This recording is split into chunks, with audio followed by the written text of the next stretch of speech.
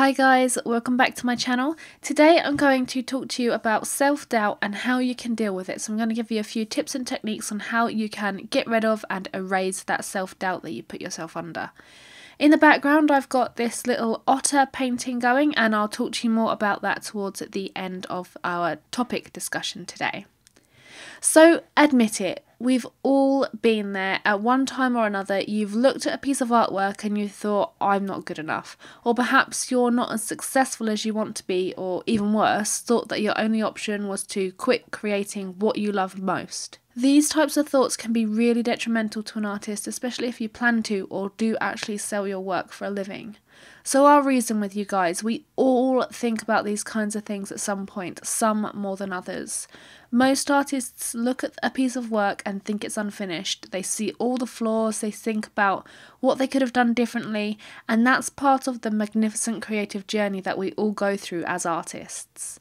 I often look at a finished piece of artwork and see tons of mistakes, and sometimes end up scrutinising my work to the point that I feel really unmotivated to draw. You sometimes show your most hated pieces to others, or perhaps it's a commission and the time comes to show your client, and they're blown away by it, and you're like, what? How can you not see these flaws? And it's because they're not looking at your work with the critical eyes that you do. And these conflicting thoughts and opinions can oftentimes feel confusing and cause yourself even more self-doubt. So sometimes you think to yourself, what if they're just saying that to be nice? That's the first thing that comes into my mind when I dislike something that I've created but others really like it. So you need to rephrase that nagging thought in your head. You need to think, what if they're saying that because they actually like my work? Asking yourself this question puts a whole different mental attitude on things, and knowing that somebody likes your work and appreciates your effort can make all the difference. So this is why I think it is always important to share your work, no matter how bad you think it is. People appreciate art in tons of different ways, and everyone's opinions and likes are different. You might not like your work or think that it's good enough to share, but someone else, a random member of the public or friend, may think it's amazing and inspiring. Those people looking at it may or may not see all the flaws that you do. So sharing your work with other people and getting that positive feedback can actually be a huge help. You can become inspired and motivated to draw, paint, create, or do whatever. Having that positive thought in your head that, hey, maybe I'm not as bad as I thought after all, can help you on your way to overcoming that self-doubt period. Having that positive attitude about your work and feeling inspired to create more can then help improve your skill. So creating more helps to develop your understanding of your chosen media, and in turn helps you discover ways in which you can improve. This creates a knock-on effect. You feel inspired, you create more, your skill improves, more people show appreciation of your work, you feel inspired, you create more. You kind of get the idea there. There is one drawback here though, and that is to not be reliant on other people's opinions of your work all the time. Take that positive attitude from others and apply it to yourself. Look at your work and appreciate it. Tell yourself all the things that you like about it. Tell yourself all the flaws you can see and ask yourself, do they actually matter? Do they overshadow the final project? Ask yourself how you could improve on your mistakes and then apply that to your next piece. Asking yourself these questions is part of a self-critique process, which I will actually cover in another blog post and another video. So the second tip that I have for you is to make a plan for yourself. I always go on about planning and how important it is, but that's because it's so true. And if you want tips on how to plan, then check out my planning video. I'll link it in the description and as a card up above for you guys. Make a plan for where you want to be. Visualize yourself as a successful artist and ask yourself, how did you get there and how do you want to get there? It's not going to be an easy journey, but mapping out roughly where you want to be will help you keep on track.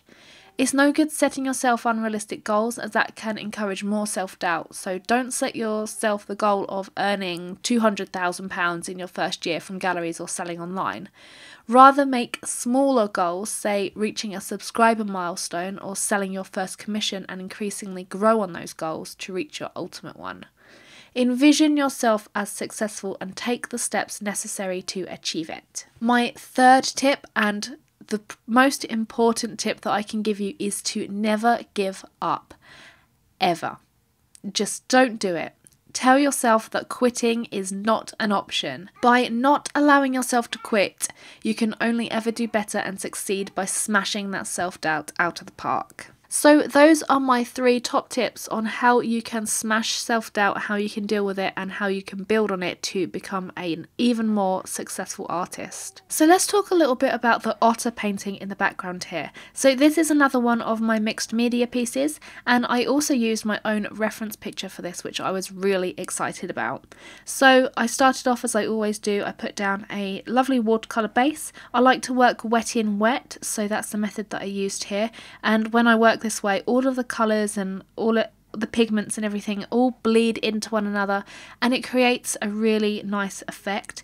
I love the way that the paint can just sort of do that, and it creates a really nice colour that perhaps I couldn't have got by mixing it myself, or I hadn't thought about mixing those colours together to create it myself. So putting the pigments and the colours down in the wet and wet method allows me to create these like really turquoisey colours, where you can see that I've added some purple, blue, and then a little bit of yellow as well. So I've got some of those colours going on, and then I like also to add some splashes. So this is something that you'll see a lot more in my mixed media work as I post it more on YouTube and social media. I like to add a lot of splashes of different colours. So in this otter I've added a few splashes of pink, green, purple, red, loads of different colours, and also on top of the watercolour background I've added some splashes of white gouache. That's another one of my key staple things for mixed media pieces. And once I've got the background down, peel off the masking fluid, and then I put a watercolour base down for the actual otter. So again, I like to work wet in wet for this, and I like to add unusual colours into areas. So I've added a bit of purple here and there. I've also added some yellow, and I've added some green as well going on through the face there. I wait for that to dry, and then I've added my coloured pencil layer. So I've also created a video for you guys of how you can use watercolour as an underbase to your paintings, which I will link in the description and as a card up above.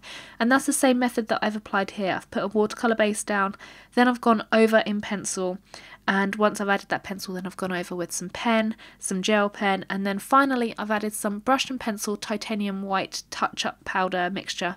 I'll also link that in the description for you guys as well, because that's a really awesome product. So that's pretty much it for this video, guys. If you like this piece, then prints are actually available in various sizes over on my Etsy shop and my website. I'll link both shops in the description below and leave a card up above for you guys as well. If you're new around here and you like this content and you want to see more, then don't forget to hit that subscribe button and tick that bell icon as well to be notified of all of my future videos.